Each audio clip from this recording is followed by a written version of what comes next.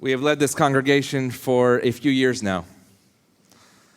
And while many factors define Sinai Temple, we are proud to serve as your co-senior rabbis, two leaders who also happen to be married.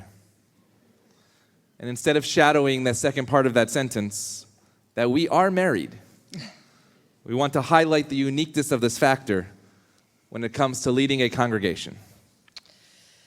Because in a husband-wife team, you already begin with some differences. For example, and I think some of you will understand this, he does the laundry very differently than I do. Everything gets thrown in together, and day after day, it drives me up the wall. But she sees clutter and I see valuable items. I don't get it. And he offers ice cream when I offer bedtime. And so there's never a competition. He will always be the fun parent. But our differences include much more than parenting styles and household chores. We don't always agree on every Jewish issue. We don't always see eye to eye on every political issue. But at the end of the day, we know that we have chosen to be together because our similarities outweigh our differences. In fact, before getting married, we went to go see our former dean, Rabbi Bill Lebo, at the Jewish Theological Seminary. And we both wanted to make sure that before we entered marriage, we wouldn't lose a piece of ourselves, that our dreams would stay intact. And wisely he told us, now almost 16 years ago, pretty good, he said, marriage is not about compromise. It's not about compromise. He said, because compromise conveys as if you are giving something up, as if you're sacrificing something. He said, no, marriage isn't about compromise. Marriage is about synthesis. The bringing together of ideas and values and hopes and dreams and developing a foundation in which a marriage can grow. A foundation of different strands that you will confront and engage in order to make you stronger. And through his advice, we have developed our core. The core of who we are as a couple, the core of who we are as senior rabbis, and what we are building, both at home and here at Sinai Temple. A core filled with love, respect, and faith. A steadfast strength that roots us to each other and to all of you, even when we disagree. And we start this way on Rosh Hashanah, not as some kind of confessional, but rather because we know that this world feels as if it is unraveling, spiraling out of control, and much of that is due to a perception that has become way too commonplace. That being, if you disagree with somebody in your community, if you disagree with somebody in your own family, it seems as if the first reaction is to cut that person out. Stop speaking with them. Sometimes maybe even vilify them.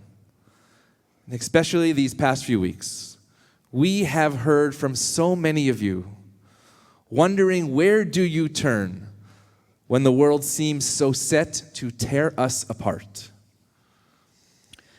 We are here to remind you on Rosh Hashanah that you come here to this home. A congregation is meant to be a place of sanctuary, a place where different beliefs sit side by side.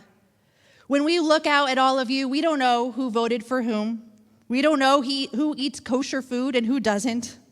We don't know who watches reality television or who chooses to spend all their time on political podcasts. But when we look out at you, and we hope it's the same for when you look at us, we see Jews that seek better for themselves, for their children, for the Jewish people, and for the greater world.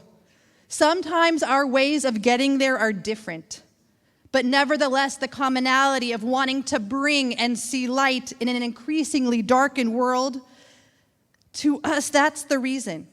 That's the very reason for joining a synagogue, for existing and growing in sanctuary together. This is the essence of who we are as a Jewish people. Don't take our word for it. Rather, let's remember the schools of Hillel and Shammai. Nearly 2,000 years ago, these great sages of Hillel and Shammai, they stood at the foundation of the Mishnah, the cornerstone of Jewish law and life. They didn't just write the rules, but they sparked conversation. Conversations that echo through the Talmud and through our time. Conversations that shaped our Judaism, our values, and even our homes. You may not realize this, but many of the customs that we have today originated through rabbinic debate. The way you light the Chanukah menorah, Hillel said, add one candle each night. Shammai said, take one candle away each night. They debated everything, the order of the blessings at Shabbat dinner, the blessings for Havdalah, the process of conversion, and the list goes on and on. On nearly every issue, from ritual to ethics, those who should be allowed to study Torah, to when divorce is justified, they stood on opposite sides. Beit Shammai argued for strictness and limits. Beit Hillel leaned towards compassion and openness. But these weren't just theoretical disagreements. Tensions sometimes ran so high that at one point, violence broke out. The zealots, extremists of their time, sided with Beit Shammai. They brought weapons into the house of study, and according to the Yerushalmi, they even took some lives. Now, we might choose to end the story there, and it would seem understandable in the world in which we live. A polarized, increasingly divided world, not just politically, but spiritually, emotionally, socially. We find ourselves surrounded every single day by voices shouting, only my way is right. Only my side deserves to be heard. Only my truth matters. Thank God that is not the end of the story of Hillel and Shammai.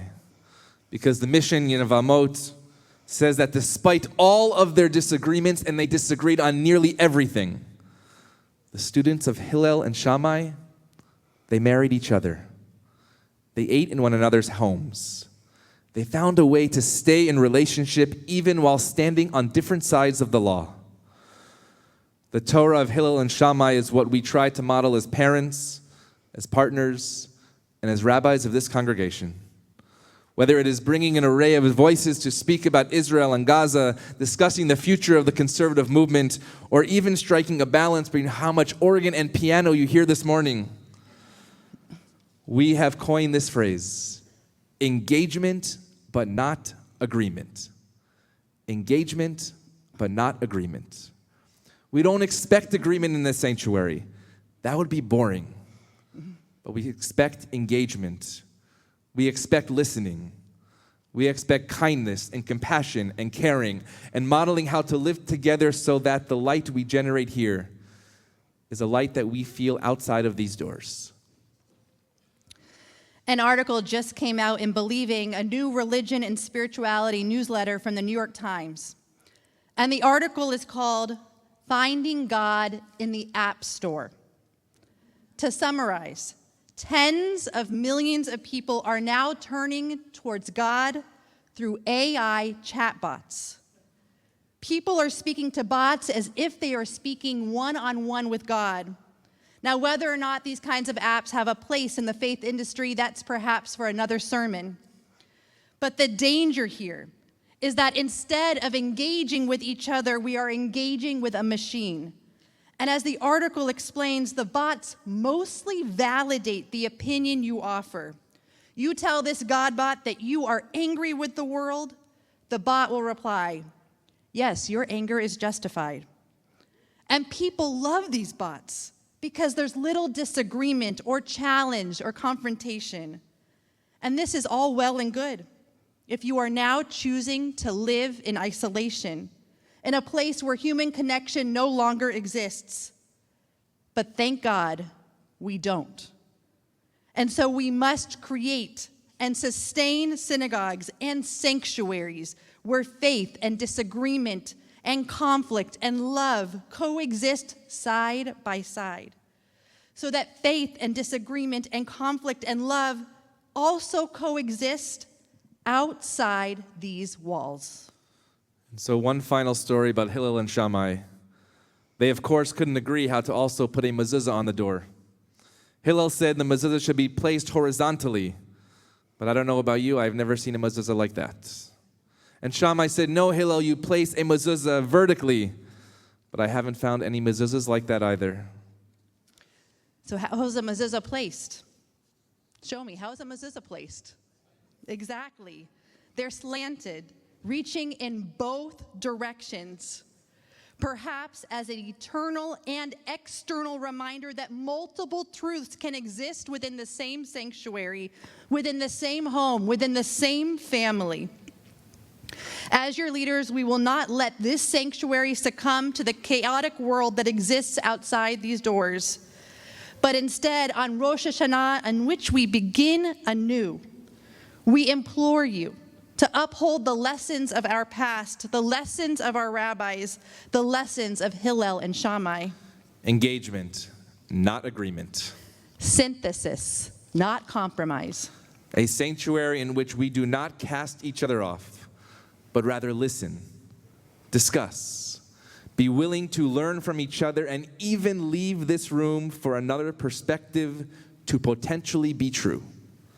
Whether it is regarding disagreement in the ways you parent, you vote, you pray, you struggle with God, or see your role in this world. Think of the Tikiyah Gedolah, the final blast of the shofar, one note, a primal sound, a collective deep breath that brings Jews back here year after year. An echo not just through these walls, but through our lives, reminding us that even in a fractured world, we can rise as one community and one people. Bound not by uniformity, but by an unwavering faith, fearless love, and the unshakable belief that together we can build a future brighter than one we've ever known. A future that begins in here, so that our children and grandchildren experience a brighter future out there. And as your rabbis, we are honored, truly honored to lead the way. Shana Tova.